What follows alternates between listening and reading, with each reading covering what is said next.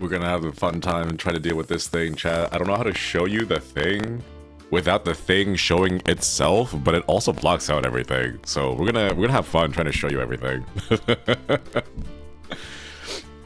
Crunchy audio? Oh no.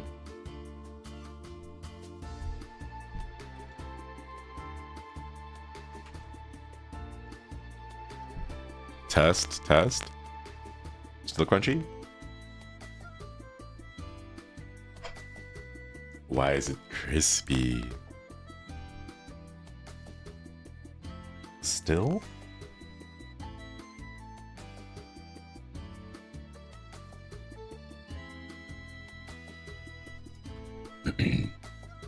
How about now? Test 1, 2, 3, test 1, 2, 3.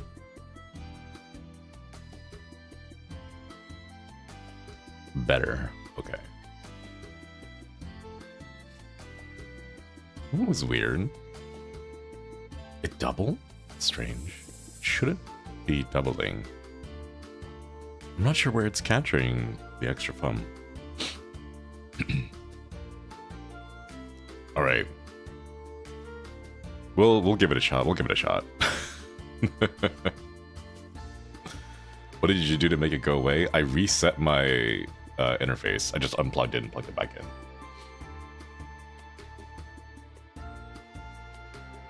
All right. How am I gonna? Yeah, just turn it off and turn it on. You try turning it off and on again. That really is like the best way to fix things.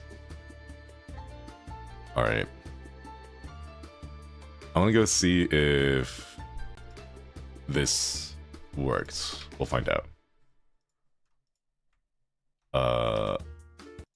Transition. There we go. Wait, there's no music. It's kind of empty. Whoa. Can we have to use studio mode or else it's gonna go crazy? Glee, oh my goodness, thank you. Thank you for the Akasupa.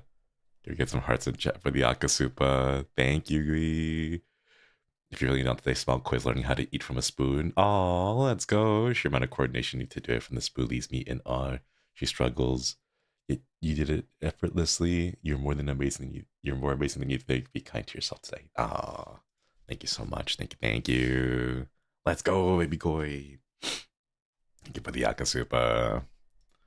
All right, chat. This looks like a disaster. I'm not sure how to, because I thought I could just like screen capture the display, but then if I do, it screen captures the screen capture and it doesn't show anything. So it'll be a fun thing that we'll have to deal with.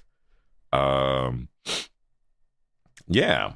Okay. So first of all, hi, welcome. My name is Shinri. I'm a streamer. First thing I want to show you guys, here, let me just get off studio mode so you can see the infinite, really cool like effect going on here. There's no music. Here, let me go grab the music thing. Scene, do not use. Drop it in.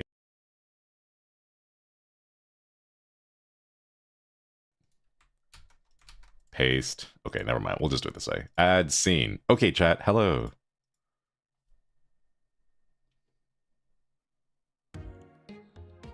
Are we back? Void. Yeah. All right. Yeah, we got some background music going on. Let's go. Okay, so first thing you'll see is how I organize my scenes and sources. So this is something that I kind of like, I'm a little bit happy about. So these are like my general stuff right here. These are my general sources, the way I have them up. OBS scenes, game, chat, models, and microphones. And I just have little symbols in front of them so I can see like what's what. And then here's like the show. Whoa, here's the intro, outro, the main one. This is VR chat stuff. This is just chatting. This is for gaming. This is for watch-alongs. And then here's other, which are assets. This thing right here, this stuff is what I kind of do the whole entire thing about. Let me go ahead and just copy display capture so I can show you as we go over. So let's go to court. Hi, we're here. You guys can't see what it looks like. Boom. All right, let me... see, this is the thing. I don't know how to show you all the thing without it going crazy. Okay, so real quick, let me do this so that you can at least see what happens with the scenes and sources together. Remind me to keep putting a new display capture on every single one of the scenes. So the way I have this set up is we have a couple of different scenes that we want to do. These are all just individual scenes. So like, let me go show you this real quick. Yeah. So these aren't anything specific. They're just images that are placed over here that I can wiggle around like that. And then there's the microphone here and then the music that goes along with it. So all of these are pretty much the same. It's a background, and then the microphone is here so you can hear me talk, and then images for the different things. I can just move them around. Easy peasy. Super easy. This is where all the craziness happens. Yeah. So the way that I have this set up, if you look at my sources, you'll see all of these symbols. These are all scenes. Almost the entirety of this, except for the plaintiff and defendant images. So like this is the defendant image right here that I just cropped. Aside from those two, the plaintiff is on this side, but I blocked them out. Everything else itself is a scene. Nested sources. Yes. They're all, I love nested sources. So for example, the scene that you have here with the courtroom itself has the microphone scene. And let me show you what the microphone scene looks like. Welcome to the void. There's the microphone scene. The microphone scene, I just added this one, don't worry about it. But it has my audio input capture for my index, audio input capture for NVIDIA broadcast. This is when I have the filter on, so like when I have my AC on, and I need like the heavy duty noise suppression so that you don't get your ears blasted by the AC, and then my Focusrite. And I just set this to my interface because I switch out my microphones, but they all connect to my interface, and the interface is the Focusrite. This is a 2i2, so I just name it as the Focusrite, and then I will go ahead and turn these off. Need. Oh, I turned off the Focusrite so you guys couldn't hear me when I turned it off, but I'll set this up so that I have all the microphones that I possibly would ever use in its own scene, and then I will turn them on and off as I need to. And then I'll bring this scene over here, the microphones, with the sources into other scenes like that, so that I have it all ready to go. Now, it does seem like a bit of work. Like, why don't you just pick the one microphone that you want to use? Like, yes, but if we're gonna go crazy with some of the crazier things, you kind of want to do it this way. For example,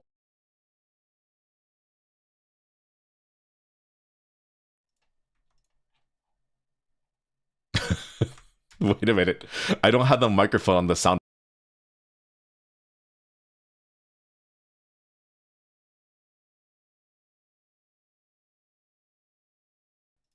Hi, I'm back. I don't have the microphone in the sound effects scene because I don't need microphones in this scene. But basically, so the reason why is I have sound effects that I want to use for whatever silly stuff I want to do, right? I have them all in their own scene right now. This way, yeah, because like my microphones don't need to be in the sound effects, right? But in the sound effects, every single sound effect that I would possibly use during the scenes or like the craziness, I'd just keep them all in here. And then if you take a look on the right side, whoa, what the heck? What? Why are there multiple?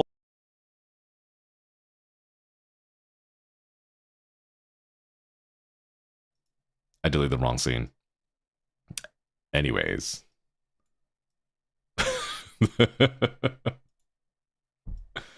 Okay. I'm not sure why I have... Oh, the microphone scene itself has a display capture. Okay, that's gonna get confusing. Here, we'll toss you over there. Yeah. All right. So, welcome to the sound effects scene. as you can see, I adjust all the individual sound effects the way they have it here, because they're all coming from different volumes. I picked all of mine from Audio Stock Japan. So like here are some of the sound effects that we can play. Murmurs, gavel hitting, desk hitting, objection, and selection sounds. So this is kind of why I keep everything in its own scene, because any kind of sound effect that I want, I can keep them all here. And if they have any issues, I know exactly where to go. So let's pop back over to the courtroom. And then from here, I'm gonna lock you, move you over. Oh my God. Here, we'll lock all of these here so that they'll move around. Let me grab the display cap. What's... Oh. Yeah, let me grab the display capture. Let me grab the display cap. Hang on a minute. I need to turn off the one in the microphones.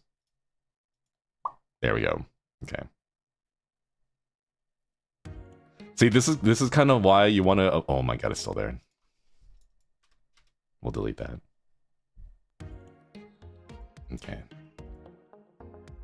So we keep you here.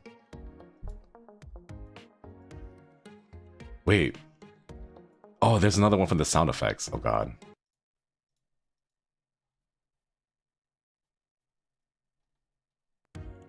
Okay, there we go. This is why I don't know how to deal with the display capture to show you the thing without it showing itself over and over again. This is why I try to keep mine organized. The fact that I have a display capture is kind of unique because I usually don't have a display capture, but otherwise you won't be able to see this. But this is why everything I have is inside its own sound effects, so that I simply need to bring this scene over into the sources for that scene, and then it'll play all the sound effects. Just like that. So it's a really easy way to organize everything, so I know like all of my sound effects will always be in this scene, and if I need to, I can go into that scene itself and fix it out. Like fix it, adjust it, whatever it is. It also helps keeps things organized. In case there are multiple scenes, for example, let me copy the display capture and then move over to the judge zoom in. Yeah. Vanadaria, thank you for the super streams and content to teach viewers tech stuff. Sounds like an untapped niche for VTubers. Keep at it. Thank you. I will try. I'll try. It is a little bit chaotic. It's a little bit chaotic, but I'll try to explain what I learned. So yeah, this way I still have the sound effects source no matter where I go. So I can switch between these different scenes inside whatever I have. And then you see how the sound effects source hasn't moved, it hasn't changed. It's always been here. So I can move over to this one and then play the sound effects here, or move it over to another scene and then play a sound effect. And I know because they're all kept inside this nested source or the nested scene that they'll all play at the exact same volume as every other scene. It's very easy to organize once you start taking advantage of it. And you can see down here, the way that I have it set up is I have a stream deck that turns on the visibility of whatever next scene I want to go into, but it happens in order. Check it out. So I go courtroom, and what happens is it turns on the courtroom and then it turns off everything else. And the way that I want to go is I want to keep the thing, whatever I want to switch to, on first and then turn everything off. So if I want to switch over from the courtroom to, say, the right attorney down here, the way it goes is it turns on right attorney and then it turns off courtroom. So it's the scene that I want to move to is always activated before the scene that it was in before turns off. And you notice over here from the scenes, I haven't moved from this one. So like it's just this Shinri takes the Kois to court main scene. And then all of these smaller scenes are nested within this main big scene right here. And of course I have like my captions one, my prop images stuff and all that. But This way I can organize and have everything on. So like the judge zoom in turns on here, and then the right attorney turns off there. Yeah. But so that's how I set up all my scene transitions. So you can go from like the big courtroom where you can see everybody, including like all the attorneys, and then the judge zoom in, and then the left attorney, and then right attorney, and so on. All right, let me tell you now other stuff. So like pop-ups. The way that I have everything set up, or all my props are set inside their own sources, or in their own scenes. I want to copy the microphone one just in case it's not there anymore. Hi, we're back. So this is the Void. Welcome to the Void. I don't have a display capture one in here either. Add scene. The Void. All right. Welcome to the Void. So this is where all the props are, and these are labeled prop images, and then prop images 2 specifically for the quotes. The way that I have these set up is I have a filter. Can you guys see this? Oh, you guys can't see that. Here, let me move it over. So I use a plugin called Scene Transition, and that's what makes everything happen.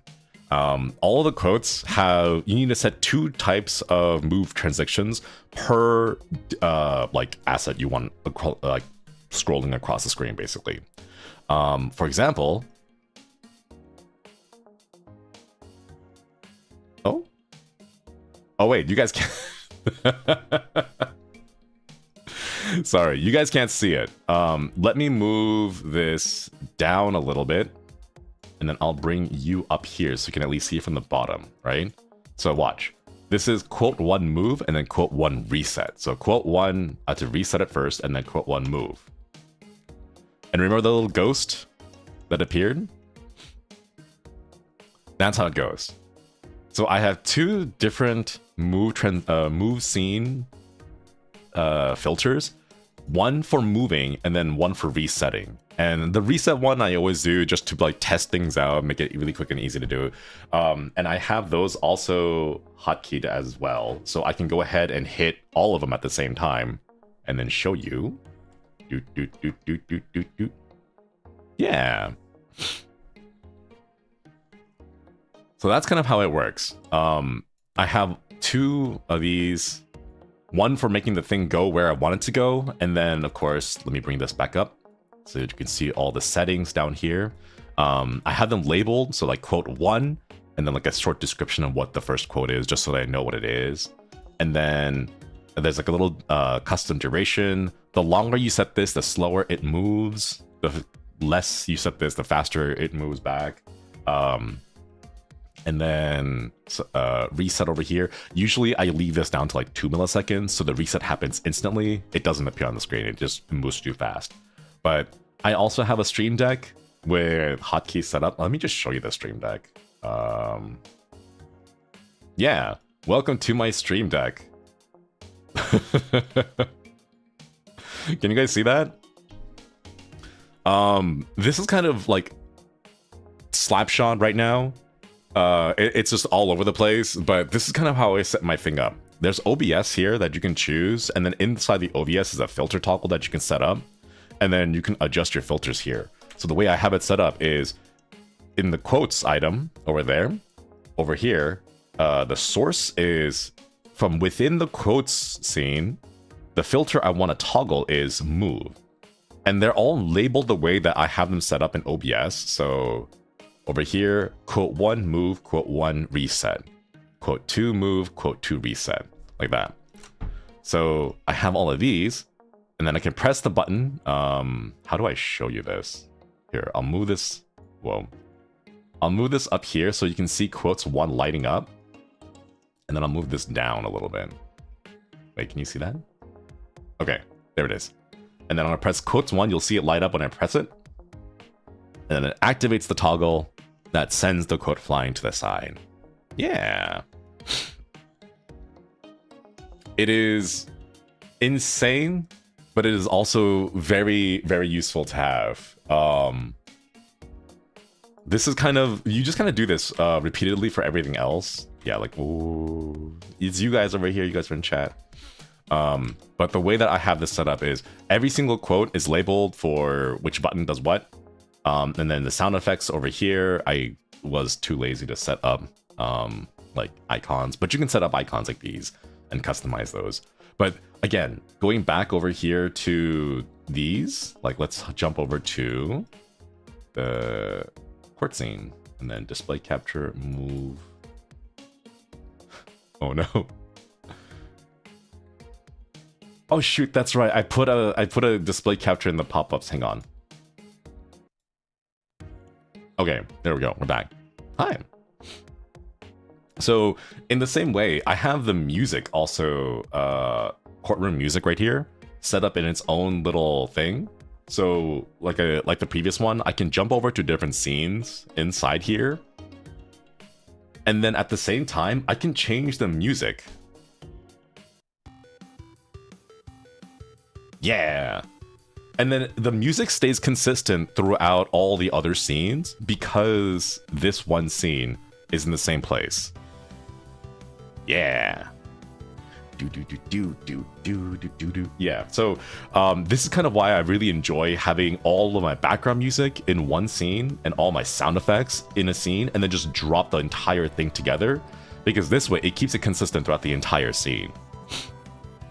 Yeah, and then that's also controlled with the Steam Deck, and they all have different little buttons over here, so you can hear me pressing buttons. Yeah. Very organized. It has to be. It has to be organized. Otherwise, it's gonna become a disaster. So the entire thing kind of rests on a single plugin. It's called the Move Transition plugin. I forgot to go grab the link, but if you just go Google OBS Move Transition plugin or Move Source plugin, that it should be good enough to find it. What took the longest to set up? The entire thing, to make sure everything worked out. So for example, let's head over to the sound effects. Ooh, back into the void. You guys can't see it now. Let me bring up the display capture again. All right. One thing that you need to remember is because the sound effects scene is always visible on other things, you want to avoid it playing constantly. So for example, here's like the courtroom sound effects page turn, that's all labeled, right? Loop and restart playback when source becomes active. You want to turn this off, because if you have this on, it'll play every single time it is visible. So like, let me show you what happens. I'm gonna turn this on, hit OK, and then switch over to this. Okay, it was kind of quiet, so you couldn't hear that. It was kind of quiet, but you couldn't hear it. But basically what it does is every single time it appears visibly, it'll play the sound effect. So you want to turn that off. This way, it makes sure that you can control when you want it to play. For example, like that way I can like hit a button to make it play as opposed to having it play automatically. So every single one of these, I make sure to turn restart playback when source becomes active, turned off for all of them. Let me turn this one off before I move back over. Yeah. More of a manual than autoplay. The thing is, you can go ahead and set multiple actions. So for example, here, reset quotes. This is a multi-action that you can set up in Steam Deck. And for here, this just resets all of them. So here, quotes 1, 2, 3, 4, 5, 6, right? But then I can hit a single button that is set to reset quote 1, reset quote 2, reset quote 3. That way, this multiple action, whenever I want to test things out, I can just go hit them like doot, doot, doot, doot, doot. You can see them lighting up. And then you don't want to hit the reset button yet because you want to wait for the transition to finish. And then once all those transitions are finished, then you hit reset quotes, and then they all jump back over to the left side or wherever you're coming them from. Man, whoever told you it'd be easier to program a game, they weren't kidding. Seriously, this is kind of chaotic. But like these are the lanes that I go to make this work. Yeah. Hi Hakitos, hello. Hi Haka, how's it going? How did you win? I hope you won. Yeah. Hello, Hakitos. We're showing off a little bit of the behind the scenes from OBS. So prepare to have like the veil, like what's it called? You piercing the veil. There we go. Yeah. So this is really fun. Gamble maxing. Let's go. Let's go. Okay, chat. So I have a bit more Steam Decks. I have a total of 3 Steam Decks. So this is my smaller one that I used to control the thing. So here's judge, right attorney, left attorney. So the courtroom, the way I have it set up is make sure that you are on the main scene, turn on the one I want to see, and then turn off the other ones. So they're all multiple actions here. So judge one will turn on the judge zoom, but then it'll turn off everything else. Yeah. Also, this is the kind of stuff that we have here that will be used for the pop-ups. So let me show you. I'll like, can I just like squeeze it down a little bit? All right. So question 1, pop-up, and yeah, there we go. So these are more of the same thing. Here, let me I'll put this away for now. How do I hide this? Here, let's just put it to the side so you can kind of see it. So this thing is all more of the same filters. Let me show you the filters. Oh, not here.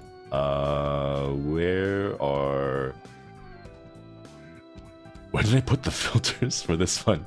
Did I put it in the pop-ups? I think pop-ups, images, filters. No? Oh, shoot.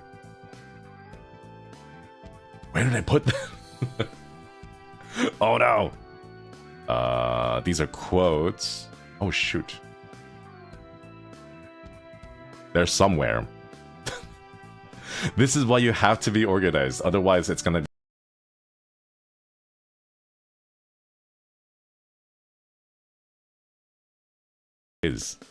Oh, it's in the quiz one. It's in the quiz one. Okay.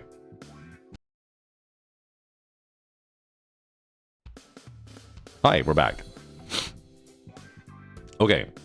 So let me show you. Let me bring back the display capture. And let me show you the quiz.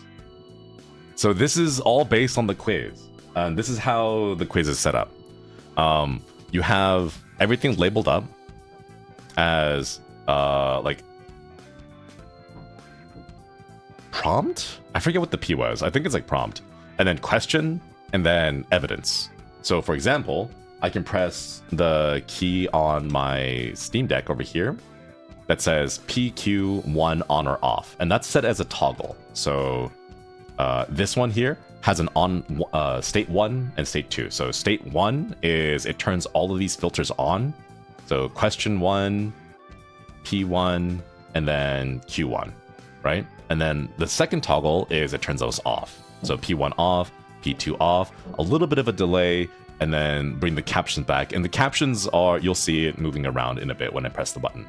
So if I press P1, it activates point. Oh, that's right. It's called point. So it's point 1, how to prove things are haunted. It's the thing on the left side here. And then Q1 is how do we show the house is haunted. This one has a little bit of a transparency so that you can see the background. Yeah. And it also made it so that it moves the caption underneath me so that you can read the question fully. And then the like the air quotes evidence we have on the right side over there as well. And then hitting the button again takes those away and then resets the caption back to normal. Yeah. And I just repeat this 3 times. So that's point 2. And then this is point 3. Oops. If you hit them too quickly, the caption filters don't work, which is why you gotta be a little bit slow. Watch. There it goes. You see how the caption got smaller and like moved under my face? Yeah. And then there's number 2. And then number 3, and like I can stack them all up with this, but it's best not to do that. So you kind of want to be careful of which ones you've hit and which ones you haven't hit yet. And then, of course, from here, if you look on the bottom here, we still have the sound effects setting here, the scene, and then this I can still play like, oh, which one will you pick? Will you pick A or B? Hang on, let's let's reset the quote so you can the caption so that you can see it. All right, do you want to pick A or B, right? And the chat's like, we want to pick A. And since the sound effect source is still here, I can just go ahead and yeah, that way you guys can hear it. Do you have a favorite toggle? My favorite toggle, I don't think so. I would say like I kind of use them all pretty effectively.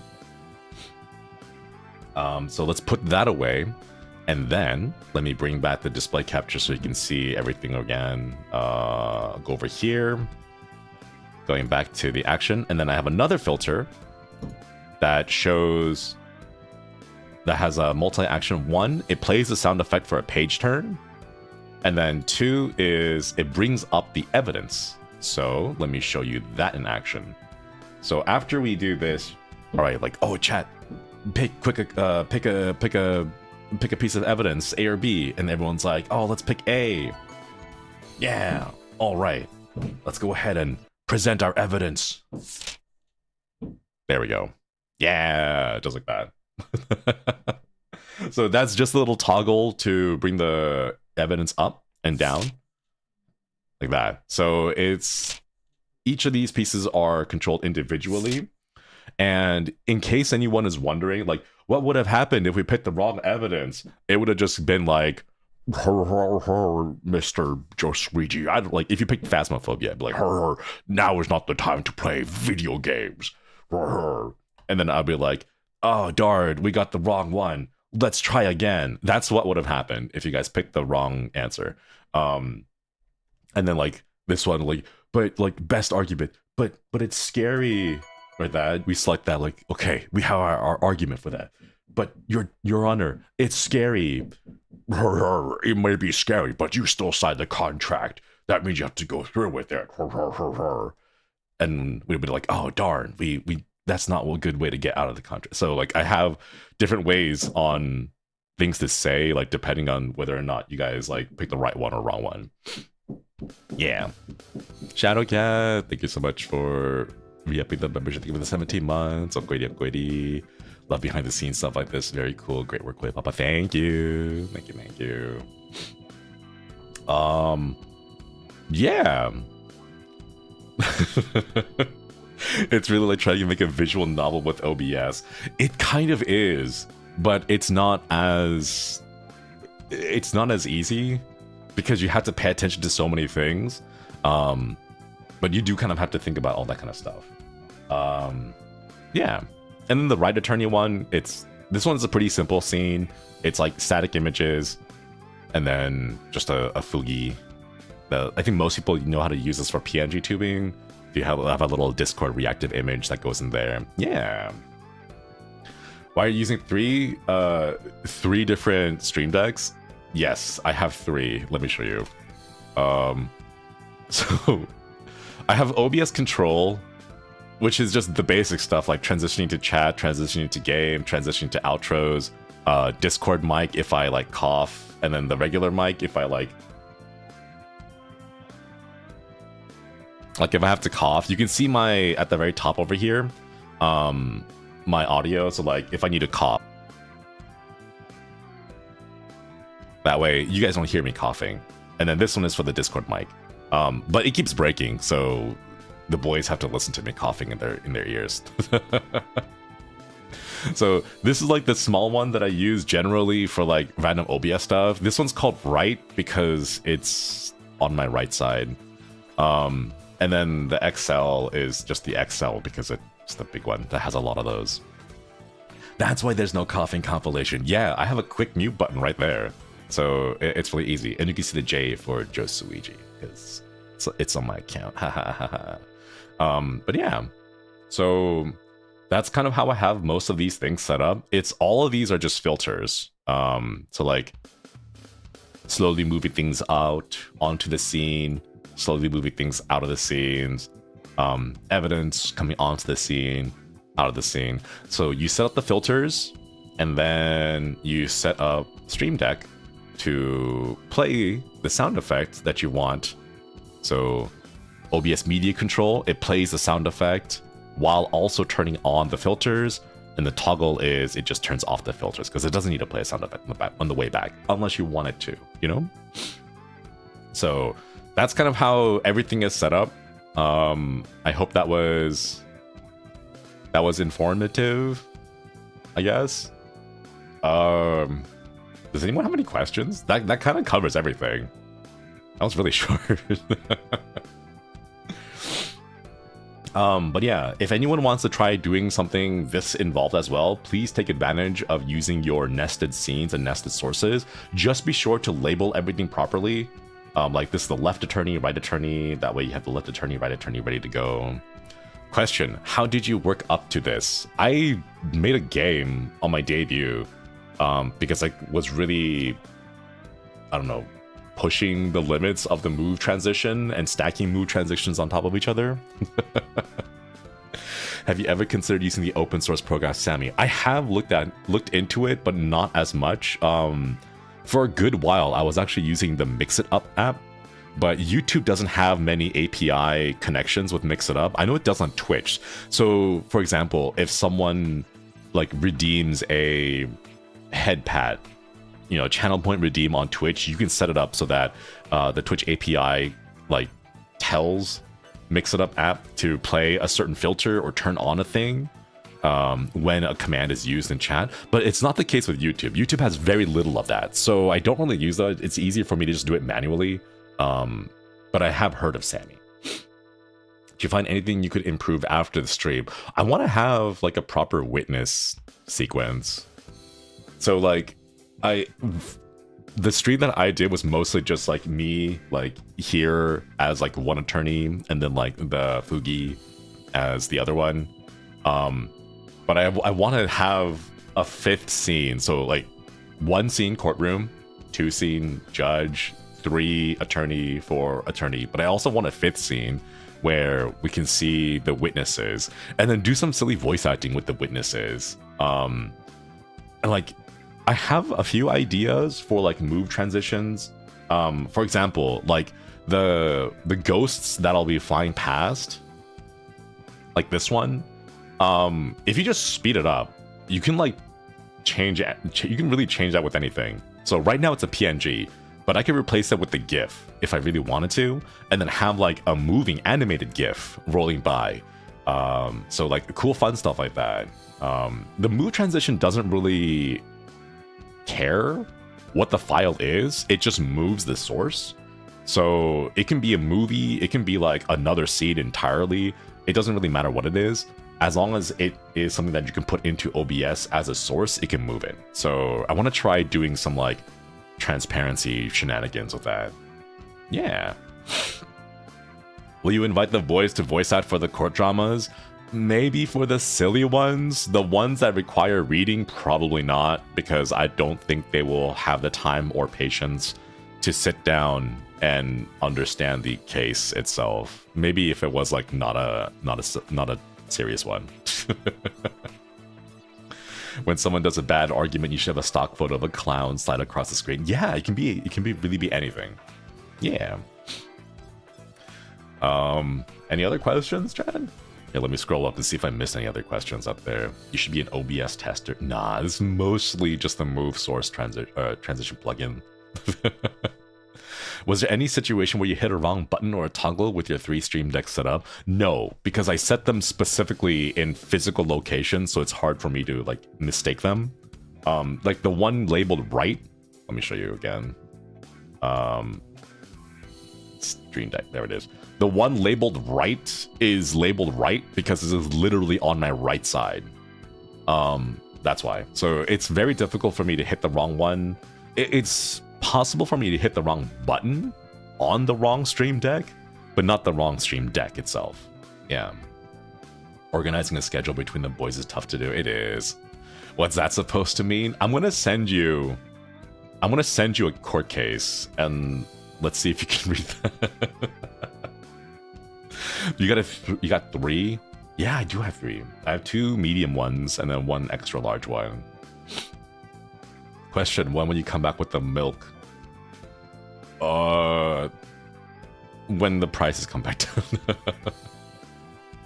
I'll become a lawyer. Let's go. Let's go. How many buttons does the extra large one have, by the way?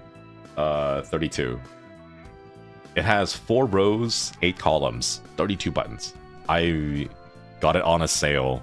If I had to be honest, I actually got it on a sale while in Japan, and the exchange rates were very favorable. So I was looking, I'm like, wait a minute, this is cheaper than back in the States. So I picked it up when I was there. How long did all this take to set up? 3 days. Well, the entire stream took 3 days to set up, but that's because one day was set on scripting it out.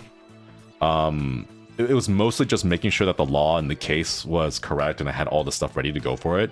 Let me show you. Do I have my notepad? No, I don't. I'm not sure if I can show that one yet.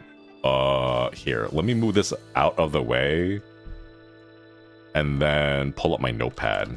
Let's see. Is it still there? It is. Okay, let me grab that notepad and then grab. Oh, grab you. Whoa. Yeah. So this is my notepad that I take notes for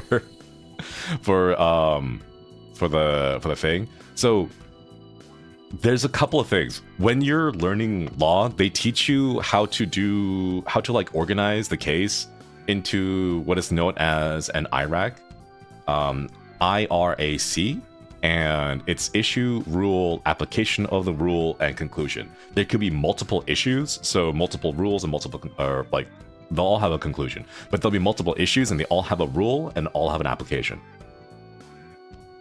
So, I kind of organize like the facts, or like the basic what's going on, like leading up to the court case, right?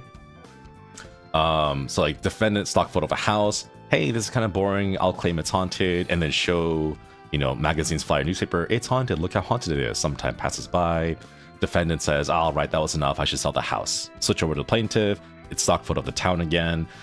It's a nice town. I want to buy a house here. Where to go? The plaintiff meets the defendant. They both on screen in front of the house. Wow, nice house. You want to buy it? Sure. They're going to buy the house as is. Needs some tender loving care, but it's all physically good with no termite damage. It'll also be vacant. No one inside. Contract signed. Things like this. So the way I have it set up is like, this is basically a scene. What I need for this scene, like, this is going to have a stock photo of a town, or it's going to have both the plaintiff and the defendant in front of the house, and so on. This way, when I go to this scene, I'm like, all right, what do I need for this scene? Let's take a quick note over here, be like, remember to get some kind of stock photo image. And then like a rough script of what's going to happen in that scene, and then so on. So like, plaintiff, stock photo of town, neighbors start talking. Oh my God, you bought this haunted house? It's so scary, blah, blah, blah. Oh no, I don't want this house. The contract is signed, I want to get out.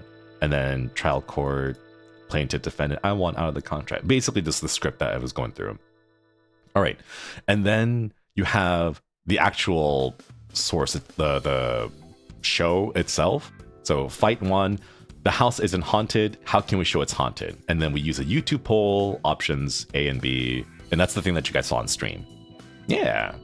And then if it's correct, the court goes, agreed. And then this is an actual script. It's like a paraphrase thing from the actual court case itself, what the judge said. And then if it's incorrect, the court goes, Mr. Shinri, we don't have time to play games in court. And then we try again. So like, you kind of plan out like what happens if chat gets it right, what happens if chat gets it wrong. You guys are almost always getting everything right on the first try. I don't think I've ever made one of these games, like even during the debut one, you guys always went for the quick kill options, so like you guys never saw what happened if you got the incorrect ones. Was the case really about the house being haunted? Kind of. The case legally was about, can you get out of a contract if someone makes like a claim that materially impacts the house? Like the condition of the house that wasn't readily available. So like, as a matter of law, the house is haunted, but like whether or not the house actually is actually a matter of fact for the trial court, not the appeals court. So yeah, the subject matter involves a haunted house, but it's not technically about a haunted house. It's more about the contract between the house. So yeah. And then same thing here for fight 2. Defendant, remember the trial court said caveat emptor, buyer beware. He should have checked. And then like, oh, it's a hard argument.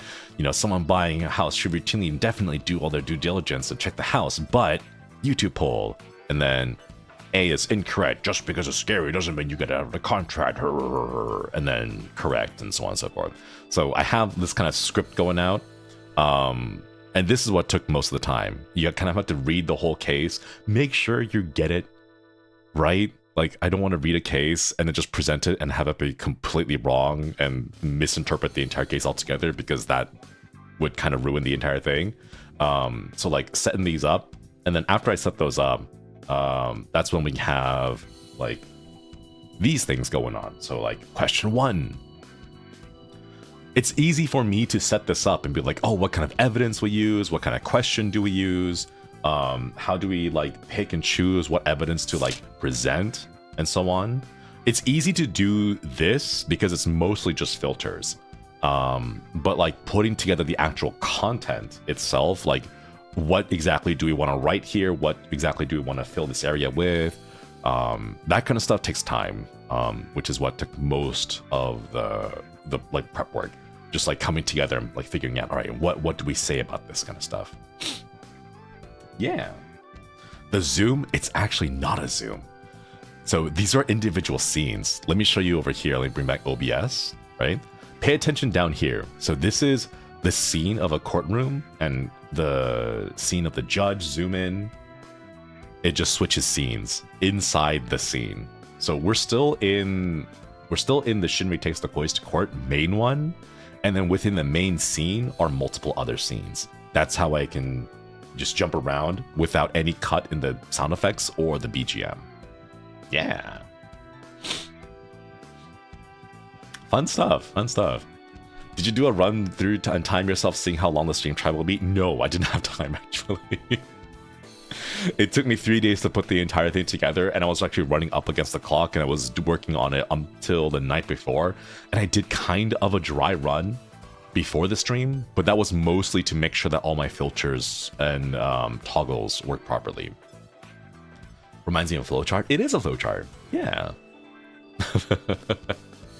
Apologies for asking again, but can you show us how to make simple nested scene for the learning quiz? Easy. All right.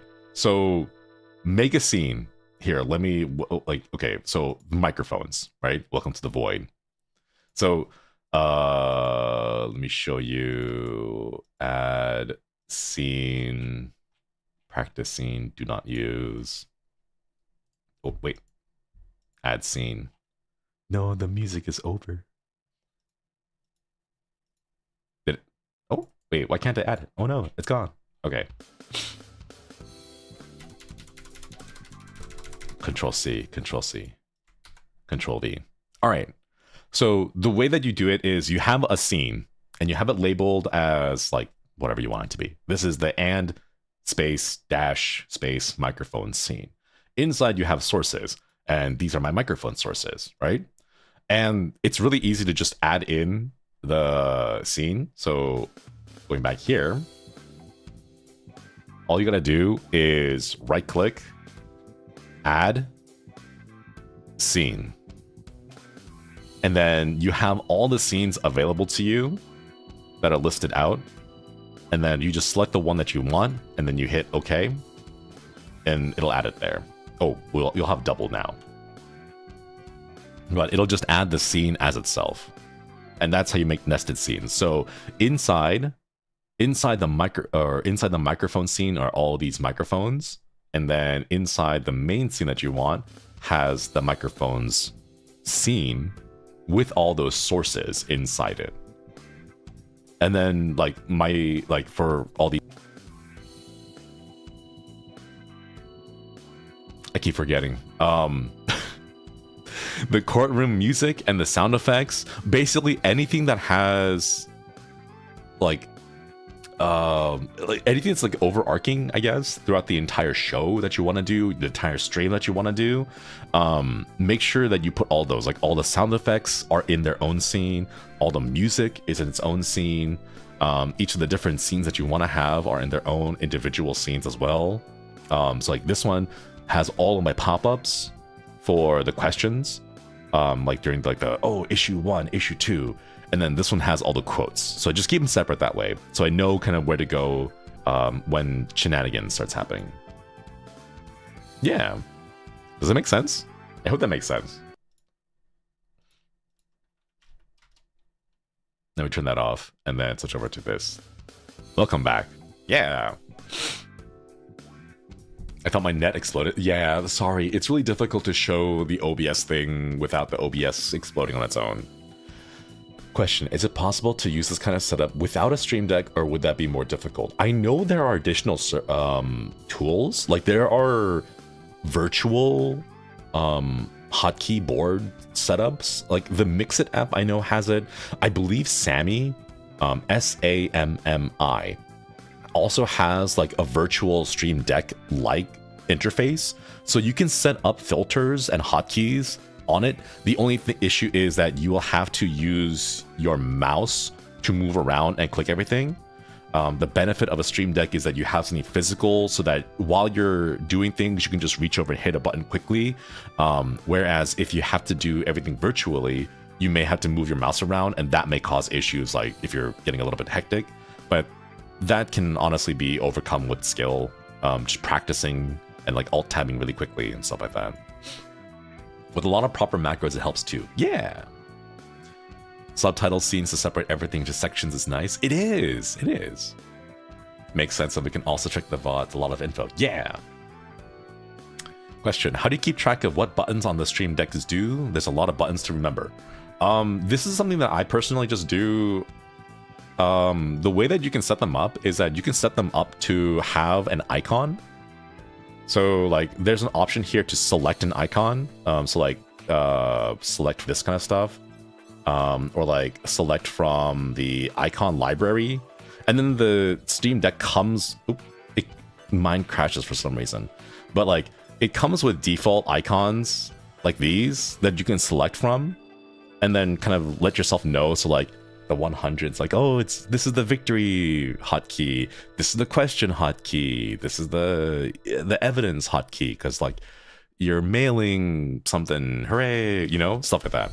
So you just kind of use the icons and hotkeys to, or you use the icons on those hotkeys to remember which ones they are. Yeah. Icons showing the physical Stream Deck buttons. They do, yes. So the interface that you see here, that's exactly what same icons appear on my Stream Deck. Was there a toggle or thing you wanted to include but didn't have time to? Not really. This is mostly just a trial run, so everything that you saw in the regular scene here, I was able to include almost everything that I wanted. There's a few like flashier things that I want to try next time, but I didn't have time to put those in, nor did they really add to the content, so I didn't really do anything. Or I didn't really add them because they didn't add, but like for extra flair, I might add some stuff later on. Yeah. Just get good. It takes time, it takes some practice, but you know, the more you work with it, the better you get at it. And I kind of find that it's like riding a bike, where once you kind of figure out the general like order on how to do things, everything else kind of flows easily. Yeah. Well, I find it funny the judges staring at you. Yeah, I set up a collab room, and then I put myself in the collab room, so now they can collab with myself. There was a few things I wanted to try with it. Like I wanted to try setting a delay on the render for the judge, so it looked like we were two separate people. But then the problem was the delay would cause it so that when the judge was talking, everything would be delayed on that end. So it was hard to organize that specific part, which is why I didn't use that. And what we kind of move at the same pace. But yeah. How do you get the model to look in different directions? You calibrate one while looking in one direction, and then you calibrate the other while looking in another direction. That's the best way I can explain it. Because the camera calibrations are based off of which direction you're looking at. So if you just calibrate this way and then calibrate that way, but you calibrate them separately, and that's how we got it. Would you think the Stream Deck with encoders will make it easier setup as you have knobs? The one with 4 knobs now. I saw that. I don't think it's really useful, because the knobs need to be like the way that I use it is I have voice meter. Here, let me show you. This is gonna scare people, but this is voice meter. This is how I organize everything. So this is desktop audio. I can control desktop audio from here. This is games. I can control game audio here. I can also set compression levels. This is Discord, so that you can hear the other boys. And then this is OBS monitor, basically what I hear. So I already use a virtual mixer in order to make this work, but I have a separate device that is just dials. It's the Akai Professional LPD8. It has 8 dials in it that I can use to just adjust here, like that. It's nice. It's not motorized. I don't need it to be motorized because I don't want it to move around a bunch. Because I know like the Go XLR has motorized sliders, or I think they call them faders. I don't really use those. I don't really need those because it's much easier for me to control it with my hand than it is to deal with it like moving on its own. Also, it just makes it more expensive. But yeah, a MIDI controller. Yeah, I would not. This is just my personal taste, but like I like having a MIDI controller being a MIDI controller and having it separate from the Stream Deck. I know there is one that's like a medium-sized Stream Deck with the little dials on it, but I don't know. Like I wouldn't use it too often, and it would kind of get in the way, in my opinion. So that's why I don't use it that way. So that's what you use to adjust volumes when we say it's too loud. Yeah, that's why. The way that I also have it set up is I have my own personal audio. So this is what I hear. This is different from what you guys hear. So if it's too loud for me, I can drop it down and the volume will still stay the same for you, but it'll be very quiet for me. So like, you know, depending on the game, sometimes you guys want it to be louder, but it's too loud for me, so I can adjust that on my own end. Yeah. A lot of fun stuff. Any advice or examples on how to use a nested scene for like more conventional streams? I think the best one that you could do is have this kind of stuff like the courtroom music going on and playing in the background, right? But then you can have like different scenes. So like this is the courtroom scene, judge Zoom scene, left attorney scene, right? But it would be like maybe this is your main gaming scene, right? And then you want to have like a personal webcam scene, so you have a zoom in camera that you can like jump over to and be like, hey look, it's a zoom in, easy peasy, right? While like the background music is still playing, and then all your sound effects, like maybe one of your nested scene is like Twitch redeems, right? If you have a scene with all of your Twitch redeem pop-ups inside it, you can always have it ready to go and it'll play throughout the transition between the scenes, and it won't like cut because it's trying to load a new set of Twitch transition or like Twitch redeems and channel redeems and things like that. So that's kind of how I'd use it. So like maybe this is like a cat camera, if you have like a webcam on a cat, and like this is your like face zoom in camera or whatever, right? And this is like your chat cam, and then this would be like your gaming cam or something like that. So like that's how I would use it for just more traditional streams. How big is your desk to have all this? It's a table. I don't use a desk anymore. I have to get like a kitchen table. I like my desks being really deep because I put my elbows on it. But it's an old table that I got from IKEA. I don't know how to pronounce it. It's like 13, 14 years old at this point. But yeah. True, it'll be reusable scenes in multiple situations. Yeah, exactly. And like you can do a lot of stuff with it. So like for example, I have like the fact that I have the nested scenes means wherever I go, like it'll like, for example, I'll have like the ghosts popping up, right? But then like I can still switch the stuff underneath it and it doesn't impact the other scene with the ghosts kind of like floating around it. So you can have just silly stuff going on and they won't interfere with each other because they're all different scenes. Yeah. The $40 one, maybe? I don't know, it's been a while. 3 stream decks and a table with no bed. Hey, I have an air mattress. It's been fine. The air mattress is good so far. But yeah, so that's how I use it. When I'm streaming normally, I don't really have that nested stuff because I don't have many things. But I guess like if you're on Twitch and you have more redeems and more silly stuff, that's when you would have more nested scenes. But for like general streaming, I'll have VR chat here. I have the just chatting. I have like the gaming one, the watch along stuff. So like I don't really switch between these too much during my normal stream, so I don't use that. But for more complicated streams, I'll have all these. Yeah. No back pain yet? Thankfully, no back pain yet. Wait. So, chat, any more questions? I don't know. We kind of went through the whole thing pretty quickly. I guess maybe I can show you guys how to set up the filters. Here.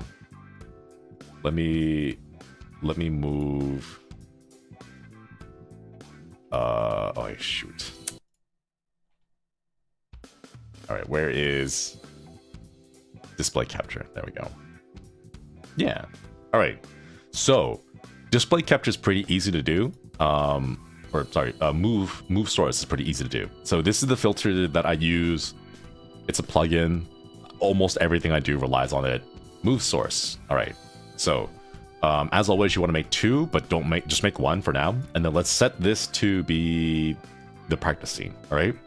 The way that you set it up is you select what source you want to move around, and then ignore all of these for now. Skip down over here to the transform option, and then you want to hit get transform.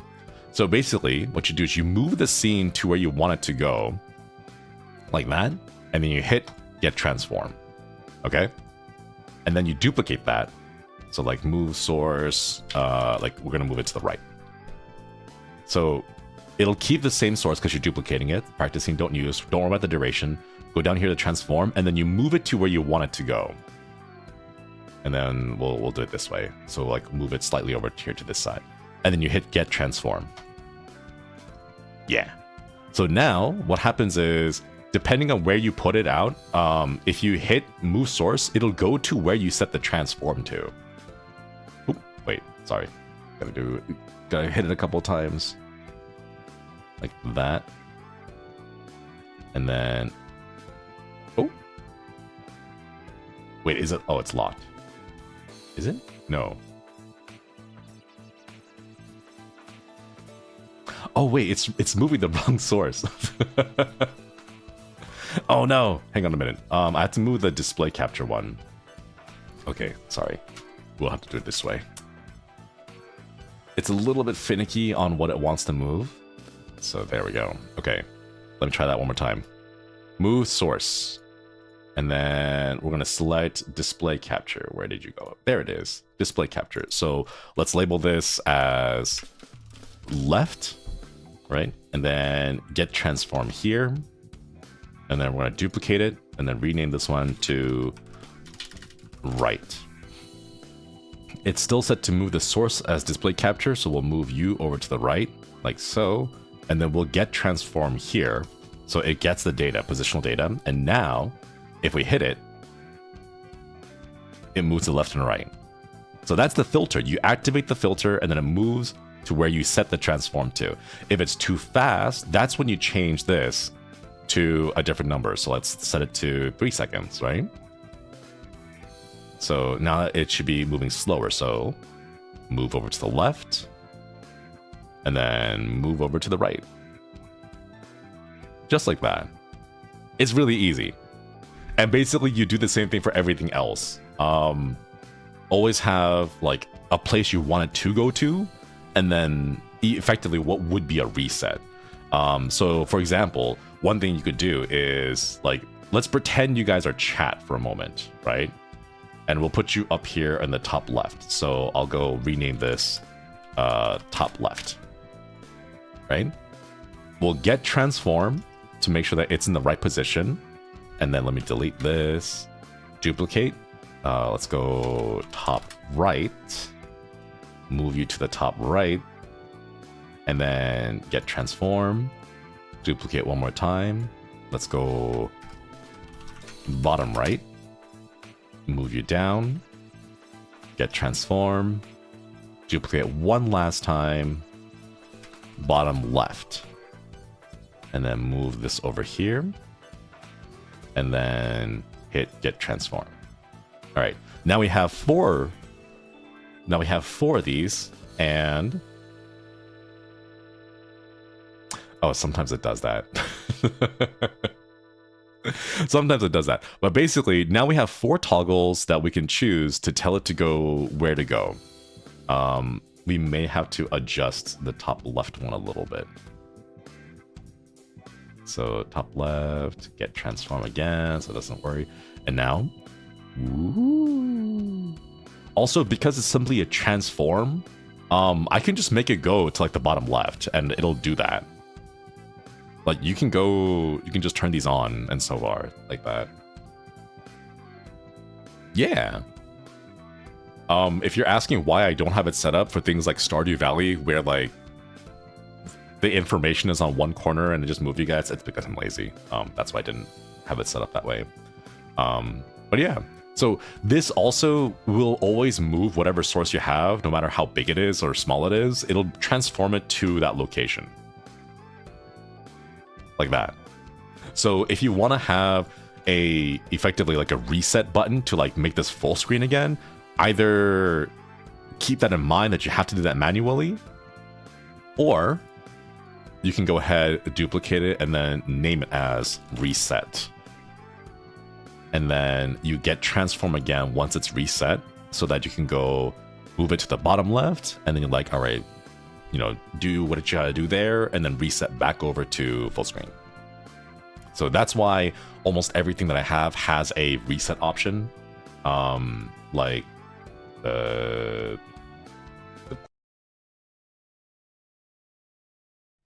oh wait, sorry. This is why almost everything I have has like a reset option. So like P1 to bring something on, P1 off is, you know, take it off screen.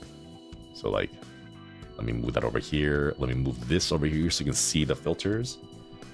Jump over to the attorney. So watch it light up as I bring the questions on. So that's on, and then a filter to turn them off, or turn, like, you know, move them back off screen. So yeah, that's how it's done. When you make new scenes, do you just keep adding it to the bottom of the list for future use? Kind of. Try not to keep too many scenes in OBS because all of this is loaded. The more scenes you have with more complicated things, it will slow your PC down. And you don't want it to have too much stuff. So like, the only reason why I kept all of these is because I wanted to show you guys the behind the scenes. But after this is done, all of these are going away. And I'm clearing them out so that my OBS doesn't crash.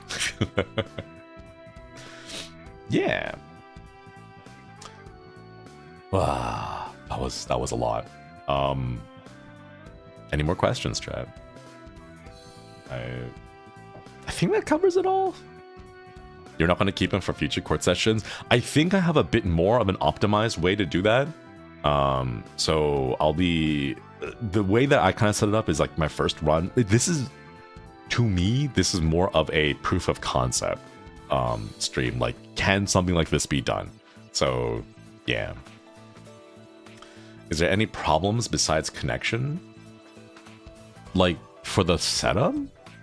I think the biggest issue is just like remembering all the hotkeys.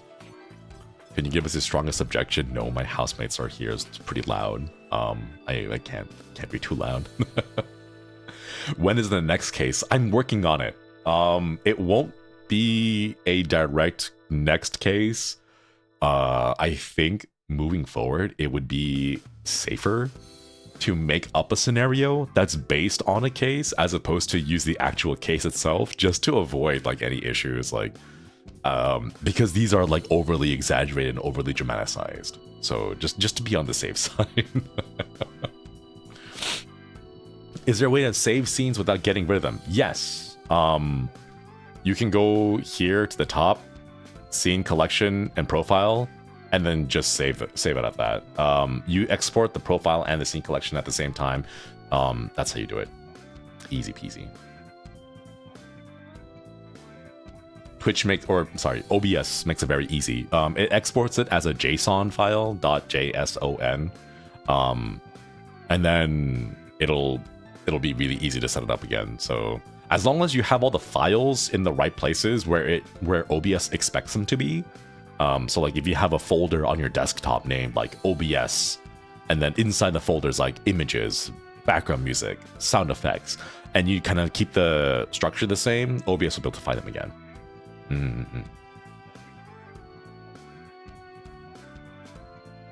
In programming, doing it again in a better way is called refactoring. There we go. We'll be refactoring the stream. Can you show us how your subtitles work? Yeah, I can do that.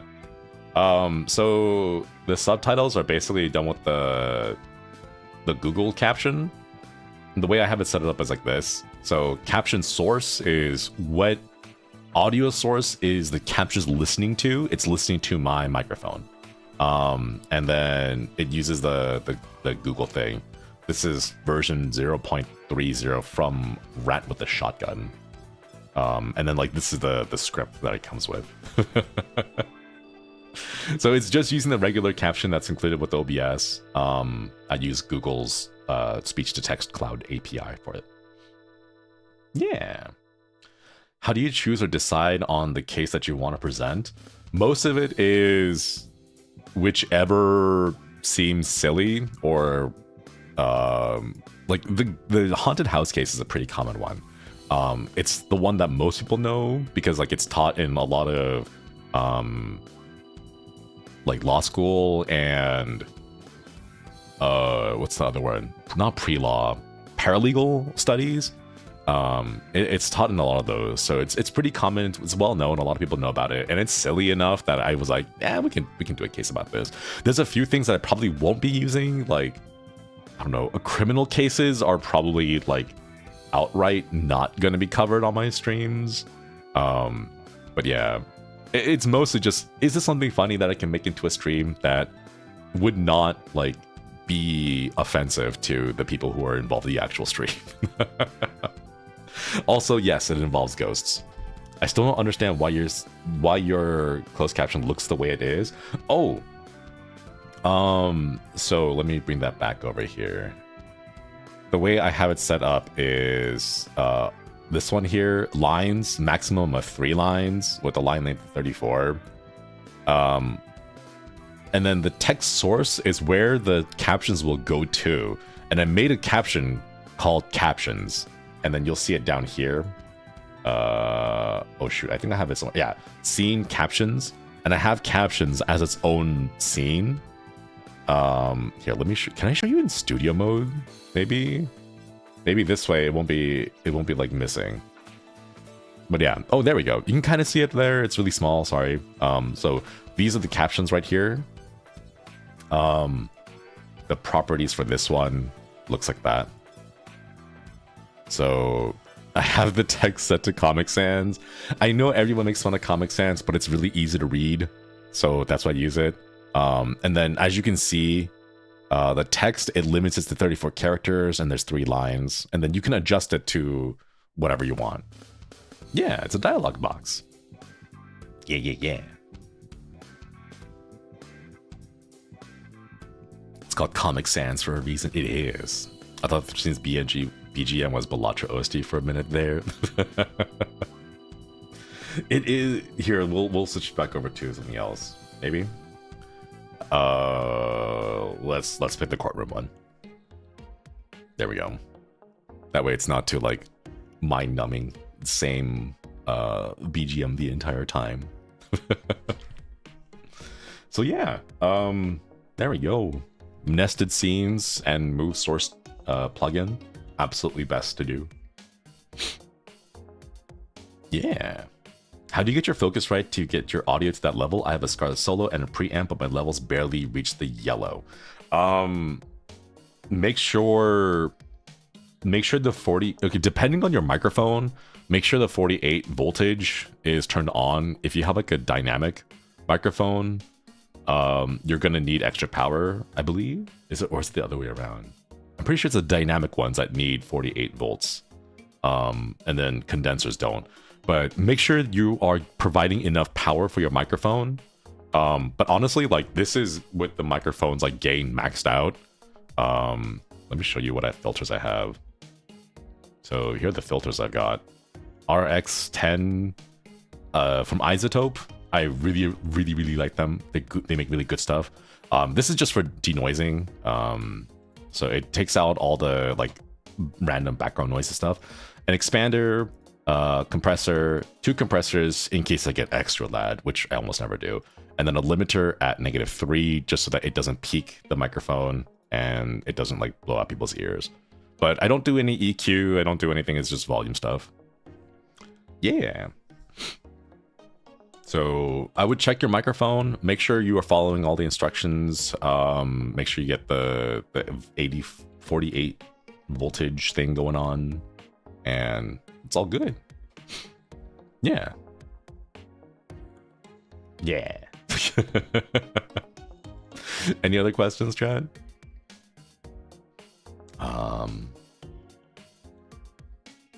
Yeah, that's pretty much it for me, I guess. That's how all of this stuff was set up. You can do a lot of crazy stuff with nested scenes and nested sources. Mess around, practice, and figure it all out. It's called Phantom Power. Ooh. Phantom. Will this be on the test? No. This will be on my test. But you guys don't have to. You guys don't have to stream. So if you are streaming, give it a shot. Try it out. Practice with the nested stuff. Oh, my Wi-Fi is having a little bit of an issue again. Wandering Abby, thank you so much for the super. Behind the scenes tech is fascinating. I learned a lot from watching. Thank you for teaching us. Of course, of course. Yeah. Thank you so much for the super. Your explanations are nice. It'll help a lot of people who want to expand this stream. Yeah, I want to see more people streaming. OBS is free. A Twitch account is free. I think on YouTube, you have to like verify with your phone number or something and then wait 24 hours before you're allowed to live stream. But on Twitch, you can just kind of hop in and go. So, yeah.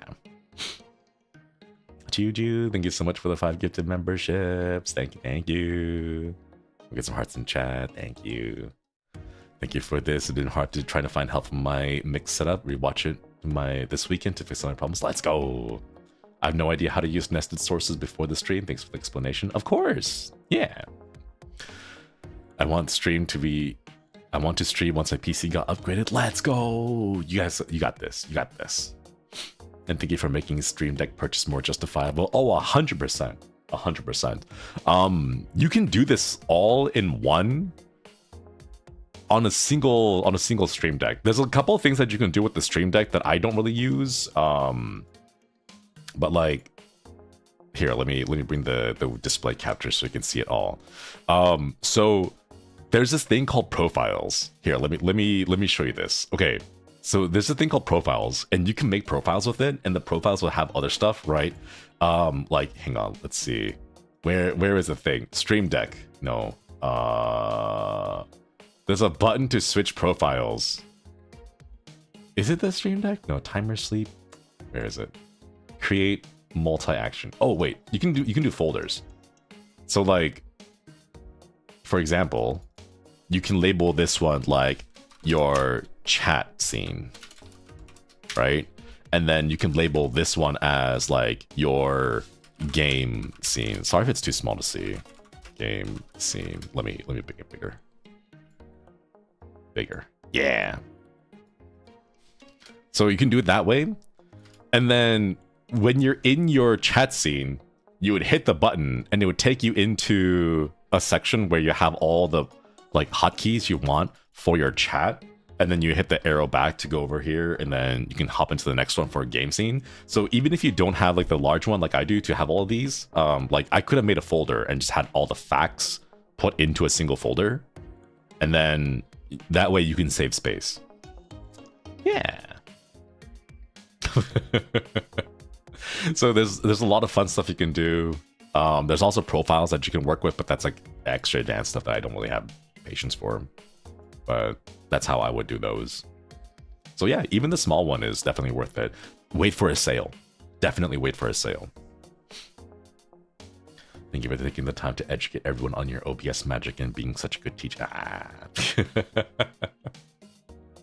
Nah, I'm just happy to be able to share what I've learned over the past couple of years. I read about VTubing for fun from a policy perspective, so it's cool. It's super cool to learn more about the technical aspects. Good to go back to my coding days. Let's go. Any other OBS plugins you would recommend? Like the ones I don't really have that many. These are just the default ones that come with OBS. Move source is one that I use a lot of. Let's see, what else do I have? So like these are all the ones I have right now. 3D effects, apply loot. I don't have any loots, but if I did, I could apply them. Chroma key comes default. I guess the composite blur one is also a common one. I think this one is paid. I'm not sure. This is the old version that before they went paid that I got a long time ago. Move source is always good. And then honestly, not much else. I don't do that many shenanigans with filters or plugins, which is why I don't really have many to show. My streams are usually like intro, play game for a bit, Zatsu for a bit, and then outro. So they're not that overly complicated, which is why I don't use that many, except for like these. Yeah. Thank you for showing us the tips. These things are hard to understand it from a written manual. Yeah, it can be. Yeah. You and other VTubers inspired me to start streaming. It's cool to see how far I'm come from being a noob who just installed OBS and streamed to 0 viewers to see where I am now. Let's go. Congratulations. I hope you keep it up. I saw some numbers, like 80% of people quit streaming after the first year. But there was like a big bump of people, like a big like influx of streamers who streamed because of the global panini. So like a lot of people do quit at the end of the first year. But like if you're still around and you're still streaming, keep at it. Yeah. I'm terrified to see battles set up. I don't know. I don't think it's gonna be as organized as this is. But yeah, like honestly, like this right here is all I use for my default streams. It's just this stuff right there. So like a label, this is an empty scene. There's nothing here. If I click it, it'll be the void. So yeah, it's just an empty scene that I have there that's just leads to the void that has nothing inside, but I just use it to label. It's like OBS stuff, you know, game, chat, models, microphone, the show, intro, outro, my main stuff, and these four main, others, curtains. The curtains is basically what I use for the little coys that float across the screen. It's like my makeshift stinger transition. Oh yeah, that's one more thing. If you have nested scenes, you can air quotes fake a stinger transition, because you can have something be all like here, I'm gonna use the display capture as a stinger transition, right? So like, oh, this is one scene, and then woo, and then you like change it underneath, woo, and it's like, whoa, the scene changed. It's a stinger transition. You can fake one by doing this. That's how I made the fake stinger transitions with the kois, by having all of these nested scenes within each other. Absolutely worth doing it. Yeah. So like, who needs to pay for overpriced stinger transitions? You can just make your own by using a move transition. But when you do, just make sure like for this one, your display capture, like this display capture, if this was like a PNG of your stinger, right? Have it off screen entirely and then have it like slide across the entire screen, but you want to also line it up so that it like gently ends up like off screen that way. So that way you have a like a pseudo stinger transition that works. Works as a stinger if it ain't, if it works, it ain't fake. Exactly.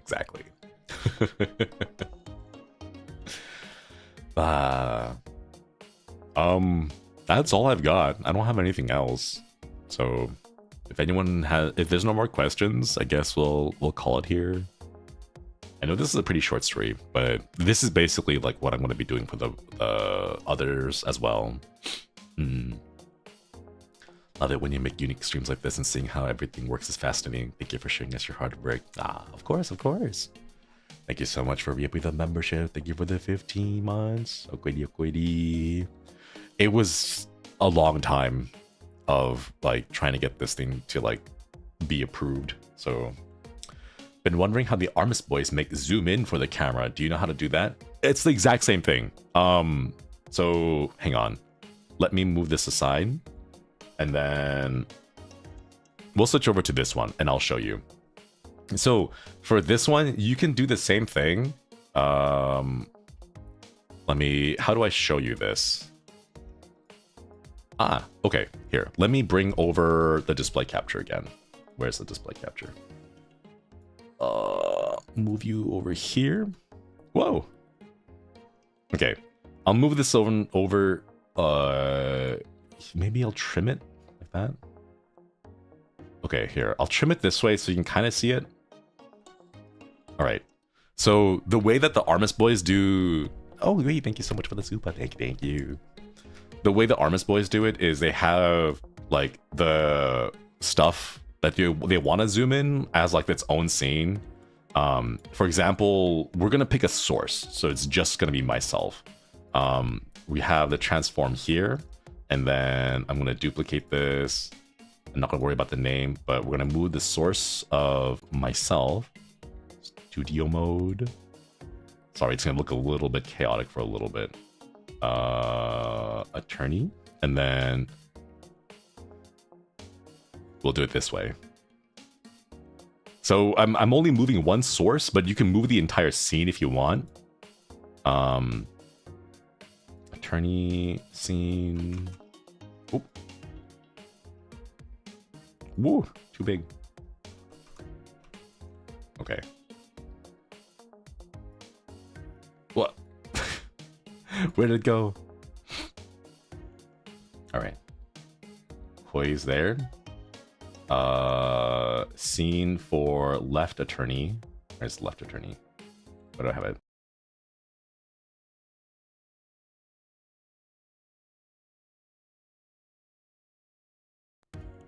I forgot there's no microphone in the left attorney scene. Sorry, give me a minute. Give me a minute. Let me adjust something. Okay, can you guys still hear me? I hope you guys can still hear me. Blah, blah, blah, blah, blah, blah, blah. Can you hear me? Okay. Okay, good. You guys can hear me. Cool. All right. Left attorney. So from this. Whoa. Okay. This might actually be I'm making this more complicated than I need it to be. Attorney, Shinri, get transform. Does that work? No, that doesn't work. Okay. You know what? Here, I'll just do it easy. Reset this. Okay. Pretend this is the webcam. Pretend this is the webcam. Okay, I'm gonna go and make a filter, and then you know how we have these move filters over here with the move. So like, imagine that's the scene that you see in the window or on the stream, right? So the zoom in, you can just, instead of zooming out, you can just zoom in. So like, you can make this bigger like that. So like, imagine this is like zooming into the corner. And then you simply set this as a new thing. It's like top left. like that. So you can zoom in and out. So if you want to like, oh, like let's zoom into this corner, right? You simply make the same move source, and then you get the transform here, but at a different scale. So when you have that, you can move over to the right side. So it's over here on the top right, and then you want to move into the top left, you can like zoom into a scene, just like that. So it's basically the same thing, but a lot of people forget that. Whoa. Oh no. A lot of people kind of get trapped in only seeing like this 1920 1080p thing, and they're like, okay, I can only zoom out from here and make it smaller. But they forget you can actually zoom in pretty far. It just kind of requires you to, because you can't see it, but you can grab it and then just zoom into a part and then set that as its own transform. So that's how you zoom in and out. It's like that's zooming in, this would be zooming out, and then you just make sure to hit the get transform button right there. This is all wizardry nonsense, but I'm excited to play around with this stuff. Yeah, have fun with it. Remember, moving transform is literally just that. It just moves things around. You can move things around bigger, smaller, in different shapes and sizes. You can do some crazy stuff too. Like, for example, you can set this as a transform like that. We can do something crazy like this. I know it looks silly, but like I can set this and be like, all right, get transformed that way. And it'll include the rotation data in there too, so that we have some silly shenanigans like, whoa, and then whoa. So it's not just like making things smaller on screen, but you can also do a lot more, because it's basically telling move it from A to B, and then depending on how crazy B is, you can do wild stuff. Yeah.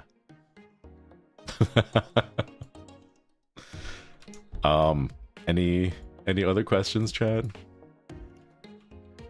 Also, hotkeys, Control D brings whatever source directly into the center. Control F is full screen.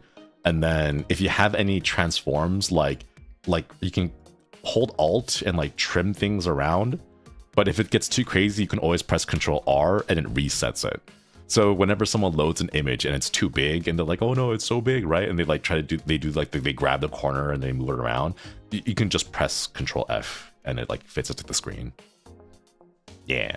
Do you use a Go XLR? No, I do not. I don't like Go XLRs, to be honest. I tried them out, they're not for me, sadly. I use a separate MIDI controller, Akai Professional LPD8. I only use it for the dials because there's 8 dials, and I use voice meter to control it. So let me show you that again. This thing. It looks chaotic, but this is what I use. But yeah. Can you do backflips with that? I believe so. I just haven't tried that yet. Yeah. Any more questions, Chad? I will. Okay. Real quick before we end stream, I will warn everyone. I think the VOD will have to go down just in case, because it's a display capture stream, and like all other display capture streams, it's got to be checked for things. So Mana-chan will probably have to go through it little by little and then, you know, crop stuff out. But once it's done getting cropped out, it'll come back. Just to be on the safe side. It happens with all display capture streams that we do. Like, if you guys remember Crusaders of Might and Magic from 1998, like we couldn't get it to work without display capture, and every single time I alt tabbed around, it would show everything. And like, it's better for Mana-chan and myself to be safe than sorry. So it'll pop out for a little bit and then it'll be back. I don't know exactly when, but it should be back, you know, by tomorrow. It's not that long of a stream. Yeah, the leaked burrito outfit. Oh no. My 17th outfit was revealed. It's gonna be a burrito. Recently, I was struggling with isolating sound from replay features, and any tips around it? I don't know if you've ever used that. No, I don't. I know there's an option in OBS to like separate out sounds like that, but I haven't used that myself. I just kind of whatever sound plays on stream, and is recorded onto the video as well. But yeah, Shinri's third outfit. No, it's the third, fourth, and fifth outfit. I'm gonna create a new set of outfits. It's all gonna be a balanced meal, and but yeah, looking forward to it when it is back to see the VOD. Yeah, I don't think it'll take too long. Like the super long VODs take a long time to process, but this one was pretty short, so it should be back within like a day or so. Yeah, we'll post timestamps later. We'll modify when needed. Thank you, appreciate it. Remember, it's experimental, the audio feature for that? Maybe? I haven't tried, so I could not say. Not directly related, but are you able to show how the Discord Fugi thing works? Not really, because I don't know how it works. I can't show you because I don't know how it works. It's like reactive.fugi, or like Discord reactive images. You just go onto their website, you log in with your Discord account, and then you upload 2 images. Or 1 image, right? And then it's basically like a quiet state and then a talking state. And then the Fugi itself, the website service itself handles it. So I don't know how it works. That's just how Fugi does it. So I can't tell you how it works. I just use Fugi's service online. Yeah. But yeah. All right, chat. Any more last minute questions?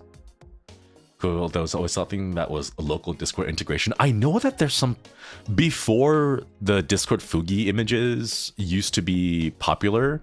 I know there was a way you could do that locally, but I think doing it online now is just significantly more convenient, which is why most people just use that. I know there was like a big setup with like you can do your own like local files, this and that, but not anymore. You don't need to do that. But yeah, setting up Fugi is thankfully relatively easy. There are tutorials for that out there. Yeah. First time seeing OBS and other related behind the scenes stuff for streaming. You explain it so well for people not familiar. Ah, I'm glad. Yeah. I'm glad you guys enjoyed it. But yeah, if you I guess for VOD gang, if anyone is still here, if you have any additional questions, feel free to just leave them in the comments and I'll try to answer them if I don't forget, or if they don't get like flooded with the rest of the hundreds of notifications I get. Fugi is basically the simplest way to do a PNG tuber. Yeah, absolutely. And oh yeah, 100%. It's so easy for collabs. There is like effectively no like computer load. The Fugis are just super light, so it's very good for collabs. Not gonna lie, it looks easy when you do it, but can be confusing because of how much you can see. It does get overwhelming, which is why I would start very small. Try using the move source plugin to move one thing at a time, move it back and forth, and then set up a hotkey to toggle the filters. And then once you set the toggle filter and you got a handle of moving one thing, then add more things. And then set in multiple toggles or a single toggle that influences multiple filters, and so on and so forth. Do you use Premium for Fugi? I haven't needed it to, but I think I may this year just to support the developer. But I don't use Premium for now. Yeah. Even for PNG tubers, there are many interesting ways to do it now compared to before. Did you know PNG tubing, you can add yourself as a PNG tuber source and then move yourself the same way that we did today? Using the move source plugin, you become a source yourself, and then you can wiggle yourself around the screen. So have fun with that.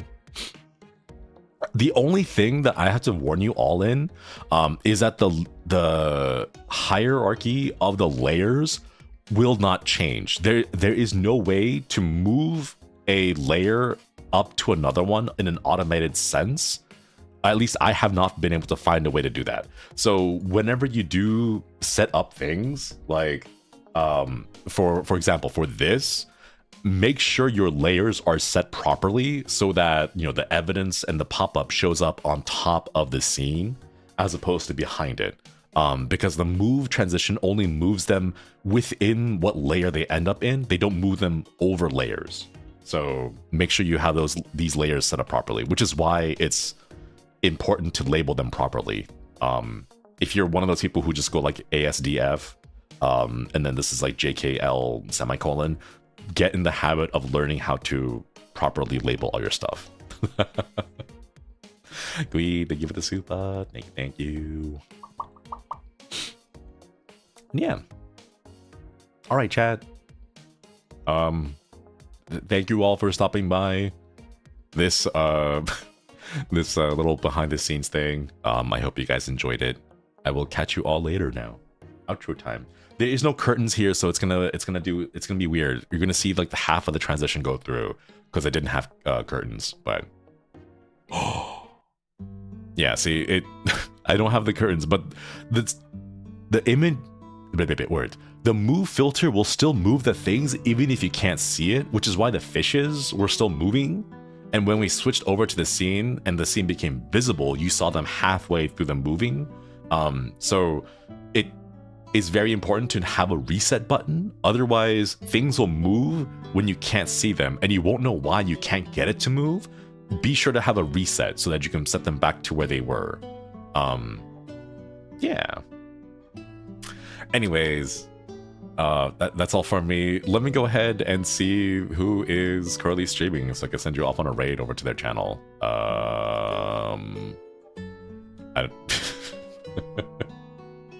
I'm sorry, this is all kind of like slapshot and it was kind of really complicated, but I hope you guys enjoyed it. Let's see. Ooh, you know what? It's been a while since I've rated Axel, so we'll send you over. He's playing League of Legends. He finally got rid of his League of Legends ban, so hopefully you guys have fun over there with Axel's stream. He's get to finally play League of Legends again.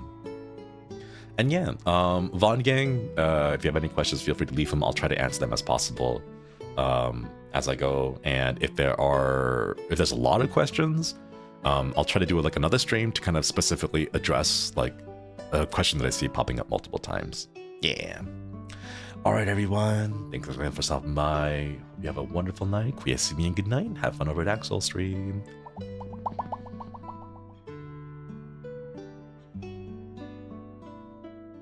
Oh yeah, volume warning. He might be using the Xbox mic.